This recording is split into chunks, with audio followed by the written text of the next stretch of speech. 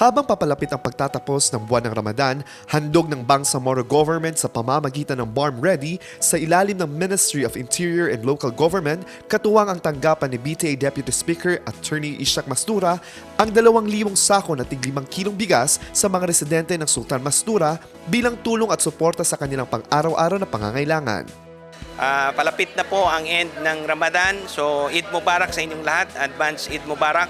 At ang ating tanggapan, ito po ang mga activities natin na nahabol natin pa bago matapos ang Ramadan ay yung mag-distribute ng mga bigas. Dito po sa Sultan Mastura. Nandito po ang ating mahal na mayor, si Mayor Dato Armando Mastura at ang kanyang mga kapitan para tumanggap ng tulong galing sa BARM. Ito po ay tulong na yung galing sa BARM Ready sa Ministry of Interior and Local Government na pinangungunahan at pinamumunuan ng ating Chief Minister Abdul Rauf Makakwa na siya rin ay concurrent minister ng MILG. At ang ating naserbisyuhan dito is mahigit kumulang 1,000 ang nabigyan natin. Before that, nagbigay na tayo ng iba pang mga tulong sa kanila, lalong-lalo na yung sa pa-iftar natin. So, dahil gusto nating maramdaman ng ating mamamayan ang serbisyo ng BARM during the Ramadan period. At ngayon po, alam niyo naman po, naghihirap ang ating mga tao. Yung kaguluhan sa Middle East, tumaas po ang presyo ng langis. Kahapon lang, talagang nag-shoot up ang presyo ng langis.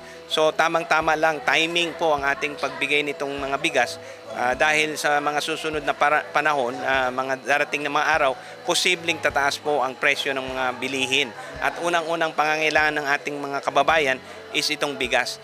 So sana masundan pa po kasi ang mas importante po yung sustainability, no? Panawagan ni BTA Deputy Speaker Attorney Ishak Mastura sa lahat ng mga nag-aayuno na patuloy na palakasin ang pananampalataya at pagtitiwala sa gitna ng mga hamon sa kasalukuyang panahon. Panalangin na lang natin dahil ngayon ay Ramadan, no? Team po tayo ng yung sinasabing Laylatul Qadr, the Night of Power. Mingiin natin sa Allah na makaraos tayo. Tayong lahat ay makaraos sa mga panahon na ito. Dahil po we are foreseeing na merong major consequences pa kung tatagal pa ang kaguluhan sa Middle East at may cascade effect po siya. Marcus Uy, iMinds Philippines.